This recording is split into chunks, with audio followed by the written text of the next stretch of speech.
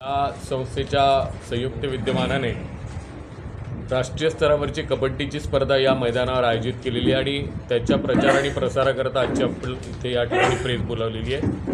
मी परिचय करून देतो। श्रीकांत दुचक्के लक्षवेधचे अध्यक्ष, धनंजय वाडेकर जनरल सेक्रेटरी, संजय पवनीकर संयोजक, नितेश गावंडे संयोजक, रमेश भंडारीजी संयोजक आणि एक 150-200 लोकांची टीम या ठिकाणी गेल्या 10-12 दिवसापासून काम करते आहे। लक्षवेध हे गेल्या 25 वर्षापासून विविध उपक्रम, सांस्कृतिक आणि क्रीडा उपक्रम चालवतात। गेल्या 4 वर्षापूर्वी याच ठिकाणी याच मैदानावर जिल्हास्तरीय कबड्डी स्पर्धा लक्षवेधतर्फे भरवण्यात आली होती। तिला प्रचंड प्रतिसाद मिळाला आणि त्याचाच अनुभव घेऊन आणि कबड्डी स्पर्धा भरवणाऱ्या जे ऑर्गनायझेशन आहे त्या सर्वांच्या कन्सेंटनी ही कबड्डी स्पर्धा आपण आयोजित करतो आहे। साधारणतः 20 जे आहे या पुरुषांचे संघ, तर 16 हे महिलांचे संघ या ठिकाणी येणार आहे। सकाळी 7 ते 10 आणि संध्याकाळी 5 ते 10 आणि संध्याकाळी 5 ते 10 या कालावधीमध्ये ही स्पर्धा होणार आहे। आणि याचं उद्घाटन, या स्पर्धेचं नावच मुख्यमंत्री कबड्डी चषक असं ठेवलेलं आहे।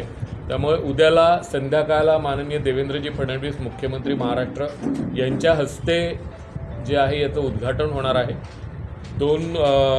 याचा समारोप जो आहे तो या नागपूर जिल्ह्याचे पालकमंत्री चंद्रशेखरजी बावनकुळे यांच्या हस्ते होणार आहे। आणि मध्यंतरीच्या तारखांमध्ये म्हणजे 1 तारखेला माननीय नितीनजी गडकरी हे सुद्धा याला व्हिजिट देणार आहे। स्वप्नील जोशी या स्पर्धेच्या उद्घाटनाच्या कार्यक्रमाला उपस्थित राहणार आहे।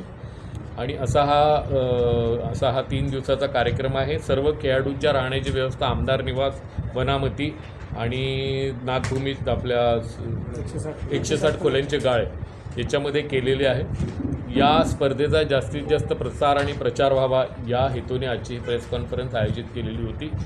आपल्या सर्वांना विनंती आहे की राष्ट्रीय स्तरावरची स्पर्धा आपल्या शहरामध्ये होत आहे आणि त्याची जंगी तयारी आपण या ठिकाणी पाहत आहात। एक 6 कोर्ट आपण त्या ठिकाणी बनवलेले आहेत एकूण, आणि ही मातीवर होत नसून आत्ताच्या नवीन नियमाच्या, असोसिएशनने दिलेल्या नवीन नियमाच्या त्यांनी सांगितल्या सूचनेनुसार मॅटवर ही स्पर्धा आयोजित केलेली आहे।